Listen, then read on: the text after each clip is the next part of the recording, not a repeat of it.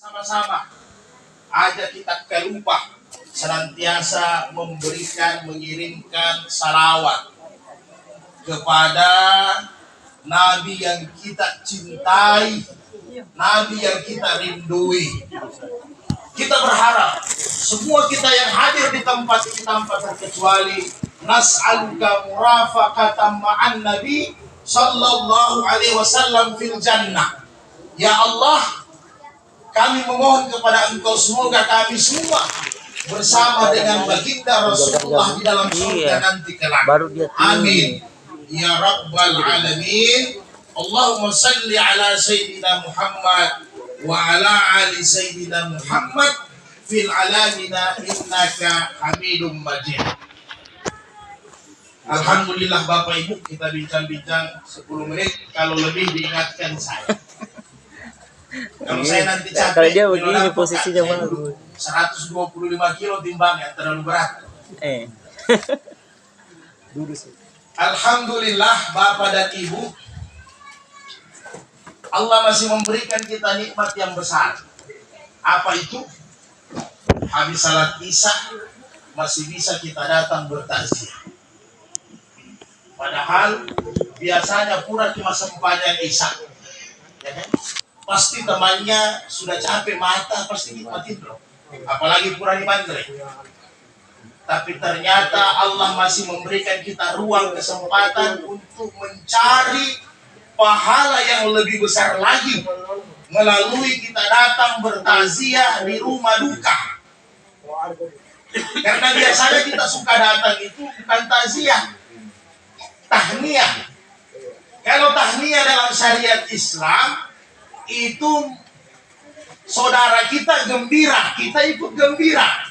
Itu namanya tahniah. Dia ada pesta perkawinan, ada acara akikah, kelahiran anak, ada acara pulang dari ibadah haji. Karena sunnahnya kalau pergi haji dengan umrah, acara itu kasih makan sunnah Nabi sebenarnya pulang. Di supiki napa? Andre, kalau ada kelebihan uang haji boleh kita pakai untuk kasih makan. Ini namanya tahniah, ikut gembira. Ini harus diundang. Kalau tidak diundang jangan datang. Kalau tidak diundang jangan datang. Karena ada Nabi dalam hadis-hadis saya, kalau kalian diundang acara walimah, wajib kita datang. Tapi kalau tidak diundang jangan. Berbeda dengan takziah. Takziah ini kita datang memberikan semangat kepada saudara kita yang ditimpa musibah. Kita berikan mereka motivasi, dorongan supaya mereka tidak berlarut-larut dalam kesedihan. Nah, ini maksudnya takziah. Takziah ini jangan tunggu undangan. Tidak boleh nanti diundang baru kita datang takziah. Setiap kita dengar keluarga kita, tetangga kita, saudara kita ada ditimpa musibah, tidak hanya kematian, musibah itu banyak. Ya, gagal panen, hak ada pengolah ta'ala, Al-Baqarah gagal panen, kemudian mungkin tertunda terima gaji, ini musibah. Ada yang meninggal, ada yang sakit, ini semua musibah. Maka hakku muslim ala muslim, haknya seorang muslim harus saling menggembirakan saudaranya kalau ditimpa musibah, termasuk kehilangan keluarga yang dicintai. Dan mudah-mudahan Bapak mendapatkan pahala yang besar. Karena kata Nabi, man azza ahan, siapa yang datang bertakziah ke tempat keluarganya, saudaranya, temannya, tetangganya, maka Allah akan memakaikan nanti di hari kemudian pakaian kemuliaan. Insya Allah kita semua mulia di hari kemudian. Amin ya Rabbal Alamin. Kemudian untuk keluarga yang ditimpa musibah, maka tidak ada jalan lain kecuali asabru sadmatal ula. Sabar itu pada pukulan yang pertama. Silahkan menangis, boleh diteri, bisa. Jatuh air mata, boleh, tidak apa-apa. Silahkan. Karena itu sifat manusiawi. Namanya ada yang dicintai, yang disuka pergi meninggalkan kita, wajar ki menangis. Wajar ki sedih, tidak apa-apa. Tetapi jangan berlebihan. Nah, itu saja. Jangan berlebihan, da'at jahiliyah, gora-gora ki, ya kan berkelebihan. Maten yang mbok kumatin dok kuniga pandreka, siapa yang kasih makan saya? Nah, ini sudah syirik. Yang kasih makan kita penggala ta'ala. Nah, jadi jangan berlebihan, apalagi darabal juyuda, pipi dipukul-pukul, kepala dibentur-benturkan. Nah, ini sudah tidak bisa. Atau baju dirobe-robe, ini sudah tidak bisa, berlebihan. Kalau mau menangis sedih silahkan. Bahkan kalau ada suami atau istri, utamanya istri ditinggalkan suami, boleh menangis sampai 40 hari 40 malam. Yang penting yakin air matanya tidak habis. Silahkan, tidak apa-apa. Nah, tidak apa-apa, dibolehkan. Yang penting jangan berkelebihan. Dan kata Nabi, kalau orang ditimpa musibah dia sabar, yang disebut dengan istighraja itu pada pukulan yang pertama, inna lillahi wa inna ilaihi rajiun, dia kembalikan kepada Allah, memang semuanya milik Allah. Maka kata Nabi, nanti di hari kemudian dia dibangunkan rumah yang besar atau seperti istana. Jadi di dunia kita setengah mati bikin rumah, Pak. Harga bahan bangunan juga mahal, harga tanah makin meningkat. Tapi dengan kita sabar ketika ditimpa musibah, Allah sudah bangunkan kita di sana. Tinggal orangnya saja harus menyusul masuk. Jangan sudah ada bangunannya, orangnya tidak ada. Tinggal itu. Mudah-mudahan semua kita ini ahli surga. Jadi Bapak dan Ibu, apalagi saya lihat ini suasana Palu, kayaknya di Sulawesi Kanda paling panas kita. Tapi bukan wali kotanya, gubernurnya kayaknya panas. Saya tadi malam baru tiba dari Gorontalo juga. Ada kerja sosial di sana sedikit, banjir. Tapi saya lihat spanduk-spanduk 1-2 saja, tidak terlalu.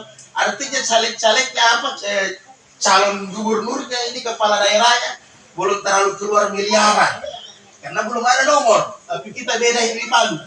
Ya, mudah-mudahan dengan hujan ini sudah agak rada-rada sedikit. Nah, mudah-mudahan juga jangan hanya 2 pasang, kalau bisa 3, supaya tidak terlalu panas. Saya lihat ada sih punya kakanda ini. Jadi apalagi juga ibu-ibu ini saya lihat 5-6 hari ini gas juga setengah mati ibu-ibu. Ada lagi aturan baru. Jadi suplai ke pangkalan-pangkalan juga ditahan untuk sementara, terlalu banyak. Aturan-aturannya sudah barcode lah, inilah macam-macam. Padahal untuk subsidi ujung-ujungnya sama saja.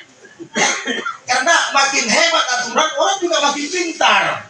Jadi sebenarnya tidak ada gunanya. Ini gas keseng ibu khusus setengah mati saja 3 kilo sekarang ini susah, Pak. Susah sekali.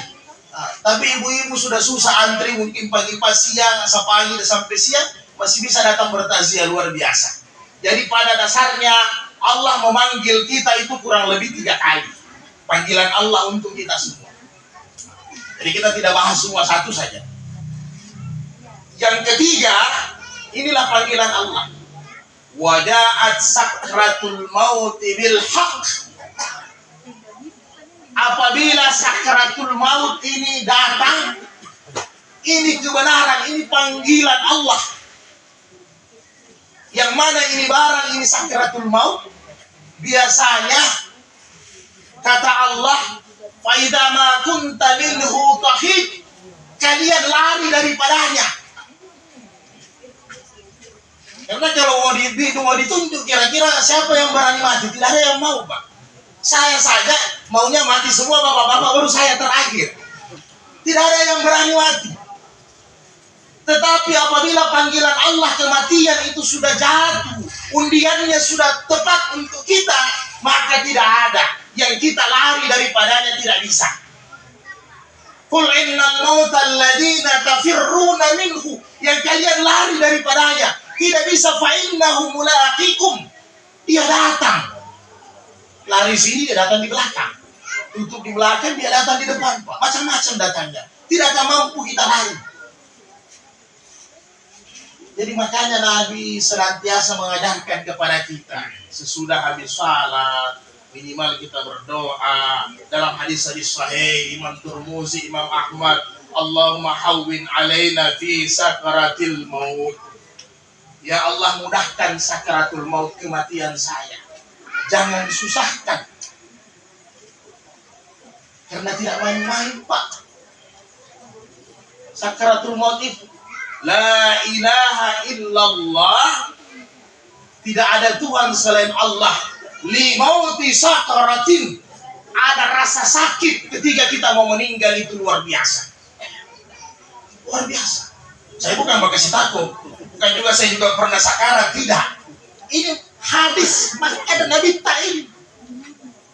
Dalam hadis sahih yang lain, bagaimana rasanya ini sakarat?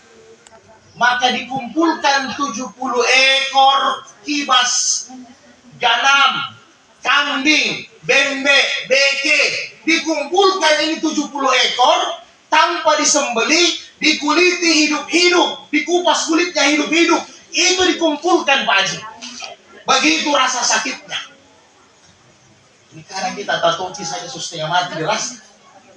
Begitu rasa sakitnya sakarat. Makanya dalam hadis-hadis sahih ketika Nabi mau sakarat, dia minta sama istrinya Aisyah ambil air di tempatnya. Nabi sempat usap mukanya. Allahumma damaratil sakaratil maut, ya Allah mudahkan sakaratul maut saya. Ini Nabi. Nabi itu taqaddama bi zambi wa ma ta'akhkhar. Dosa-dosanya yang lalu dengan yang akan datang sudah dihapuskan. Kita tidak, Pak. Dosa yang lalu masih ada, sekarang masih buat dosa, menunggu dosa baru di depan. Tapi Nabi tidak. Itu masih rasa sakaratnya luar biasa. Masih sakit. Ya kita lihatlah yang penting kalau siang orang-orang tua saya yang biasa hadapi orang sakarat bagaimana? Setengah mati, Pak.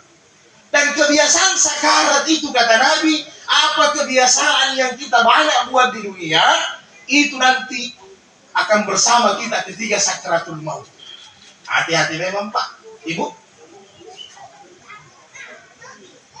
Kalau banyak-banyak kita pegang botol, pasti kalau sekarang mungkin caranya orang mabuk ya minta maaf. Tidak seperti kita tahun 80-an.